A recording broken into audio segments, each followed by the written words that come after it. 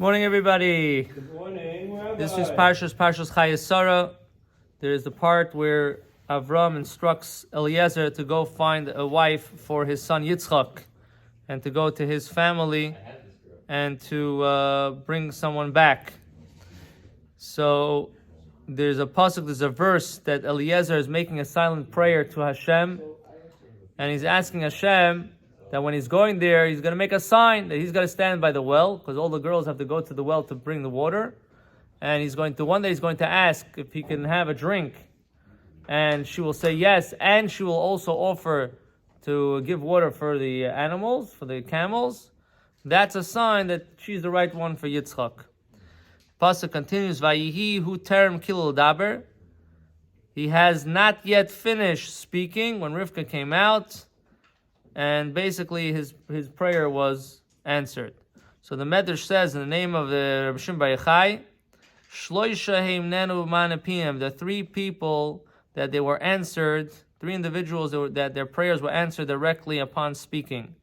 One is Eliezer, in this week's case. The other one is Moshe Rabbeinu, when he told the people of Kairach that if everybody passes away naturally, then fine. Then you're right, I'm wrong. But if Hashem is going to make a new creation right now and the earth is going to split open, then you'll know that Hashem sent me. And all of a sudden, boom, right after Moshe Rabbeinu finished saying that, the earth opened up. That was the second thing. The third thing is Shlomo Melech. When King Solomon built the temple, built the Beis HaMikdash, they were waiting for the divine presence of Hashem to come down, and it wasn't happening. And all of a sudden, Shlomo Melech made a prayer to Hashem, and the words of the pasuk is Chalois Shlomo L'Spalel. When Shlomo finished praying, El Hashem, to Hashem, V'ha'esh Yarda min Hashemayim, and the fire came down from heaven. So the Rebbe discusses this, and in short, he says that it's not just the people that prayed, but more importantly, it's what they prayed about, and there's a common thread between these three, and that's why the Medrash brings these three examples.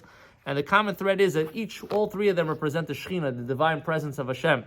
Shlomo Melech is very easy to see it. He prayed for the divine presence of Hashem to be in the Beis HaMikdash. Like it says in the pasuk, V'asuli mikdash, make for me a temple, v'shachanti b'seichem, I'll dwell amongst them. They wanted to be able to see that. They wanted to be able to have that. So Shlomo Melech prayed for that, and because he prayed for such a holy thing, so the Shekhinah is something very, very high, very holy, very special, and that came down right away. They didn't take time for the process of the prayer to go up and the process of the request to be fulfilled to come back down, but directly it came back down. That's when it came to Shlomo Melech. When it came to Moshe Rabbeinu was considered a prophet. So let's go back 1 second. So Shlomo Melech was talking about the world, the level of Shekhinah in this world, the way it should shine in this world. That place is in the Beis HaMikdash. Moshe Rabbeinu was known as a prophet, and everything he said was the words of God. But now he was being questioned. He was being scrutinized. He was being accused that he is running his own show, which means to say that everything he did is not necessarily from Hashem. That the words that he's speaking, that's the Shekhinah, the divine presence of Hashem, is not necessarily true. So this was also a question of not that Moshe Rabbeinu is right and Kairach is wrong, but rather Moshe Rabbeinu realized that the whole Shekhinah, that the whole divine presence of Hashem, the accuracy of the Torah is on the line of the prophet. The word of Hashem is on. Is that's it? It's questioned. So this was also another level of Moshe Rabbeinu davening for the Shekhinah should be acknowledged and recognized that this is the real thing. So again, he was answered right away. The third thing is about Yitzchak. What does that have to do with Yitzchak? Yitzchak represents the first step to Matan Torah, to the connection of the giving of the Torah. What's so unique about the giving of the Torah? Avraham Avinu already kept the Torah also. It says Avraham Avinu even kept the mitzvah of Erev Tavshilin.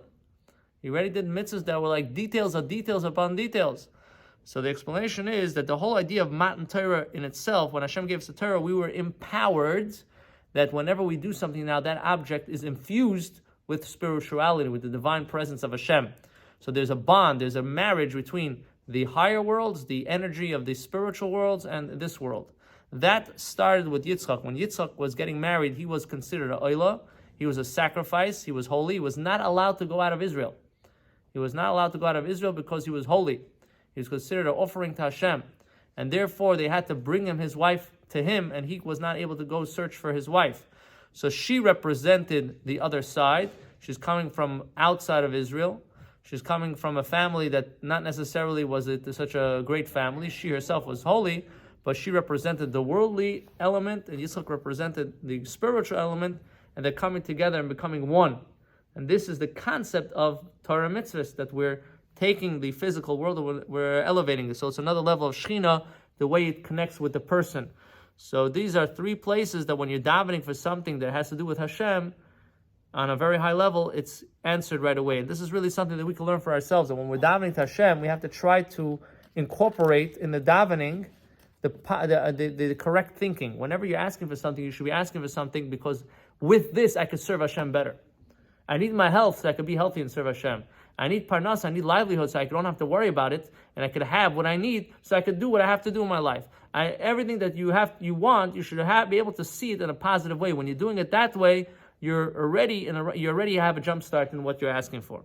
So Hashem Shalom, we should recognize the ultimate job that we have is to marry the spiritual with the physical, and we will be zeicha to the ultimate revelation when we'll see all that we did through the coming of Mashiach. Amen.